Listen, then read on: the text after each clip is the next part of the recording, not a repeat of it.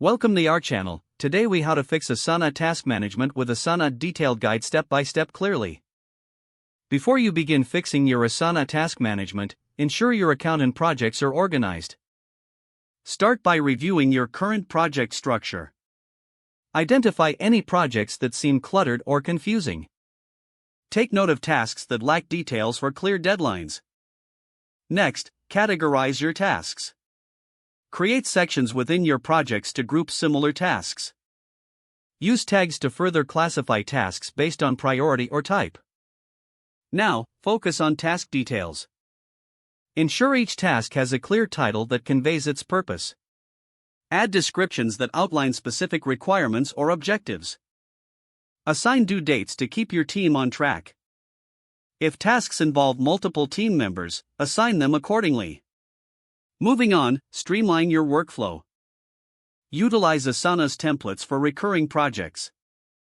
Automate frequent processes using Asana integrations. Establish guidelines for task updates and comments. Encourage your team to communicate through task comments instead of external chats. Monitor task progress regularly. Use Asana's reporting features to track performance and identify bottlenecks. Schedule weekly reviews to assess project status and team productivity.